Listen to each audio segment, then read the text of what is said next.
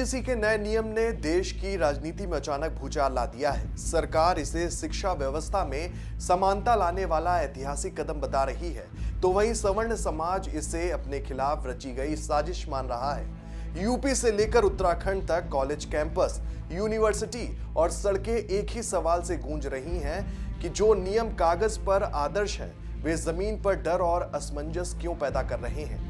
शिक्षक हो या छात्र, सभी के मन में आशंका है कि कहीं ये कानून पढ़ाई के माहौल को और ज्यादा तनावपूर्ण ना बना दे। यही चिंता अब सामाजिक बहस से निकलकर राजनीतिक संघर्ष बन चुकी है। यूजीसी के नियम सियासत की सबसे बड़ी कहानी कैसे बनती जा रही है, सब कुछ बताएंगे आपको इस वीडियो में।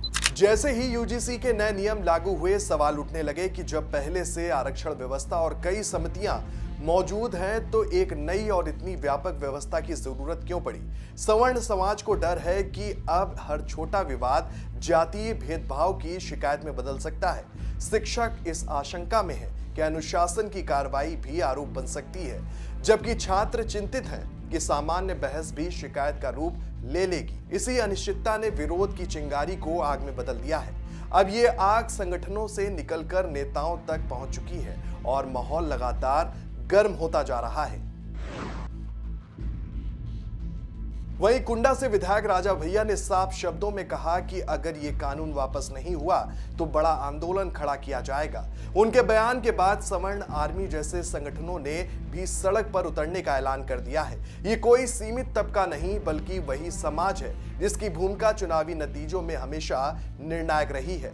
सरकार भी ये बात भली भांति समझती है कि ये मुद्दा अब शिक्षा नीति तक सीमित नहीं रहा, ये सीधे वोट बैंक और राजनीतिक भविष्य से जुड़ चुका है और इसी वजह से विरोध को नजरअंदाज करने का जोखिम कोई नहीं लेना चाहता। जब सत्ता के गलियारों में भी खामोशी बोलने लगे तो समझिए मामला गंभीर है। यूजीसी के नए नियम को लेकर बीजेपी के भीतर भी बेचैनी साफ नजर आने लगी है। पूर्व सांसद ब्रजभूषण शरण सिंह से जब इस पर सवाल किया गया तो उनका जवाब बेहद संतुलित और नपातुला रहा। उन्होंने कहा कि वे अभी नियमों का अध्ययन कर रहे हैं और सोच समझकर ही कोई टिप्पणी करेंगे। ये बयान अपने आप में बहुत कुछ कह जाता है। वरिष्ठ नेता जानते हैं कि एक गलत शब्द या जल्दबाजी भरा बयान पूरे राजनीतिक समीकरण को बिगाड़ सकता है। यही कारण है कि कई नेता खुलकर बोलने से बच रहे हैं। इस पूरे विवाद में चुप्पी भी अब एक रणनीति बन चुकी है और हर शब्द नाप तौलकर बोला जा रहा है। वहीं जानकारों का मानना है कि बीते जख्म अभी भरे नहीं और नया दर्द सरकार मोल नहीं लेना चाहती। पुलिस भर्ती परीक्षा में पेपर लीक का मामला युवाओं को पहले ही नाराज कर चुका है और उसका असर चुनावी नतीजों में साफ देखा जा चुका है। अब 2027 का विधानसभा चुनाव सामने खड़ा है। ऐसे में यूपी और उत्तराखंड दोनों जगह सरकार किसी भी तरह का नया जोखिम लेने के मूड में नजर नहीं आ रही।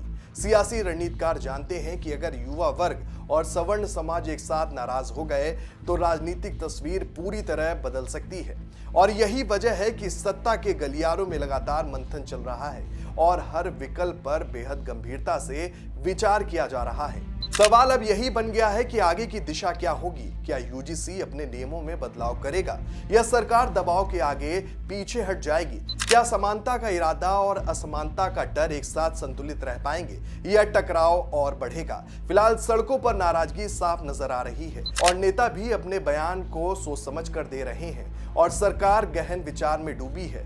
ये अब सिर्फ एक कानून का मुद्दा नहीं रह गया, बल्कि इस मुद्दे पर राजनीति भी गर्म हो रही है। अब देखने वाली बात ये होगी कि सरकार इस फैसले को लेकर क्या निर्णय लेती है। ये स्टोरी आपको कैसी लगी हमें कमेंट करके जरूर बताएं और देखते रहें जेएमडी न्यूज़।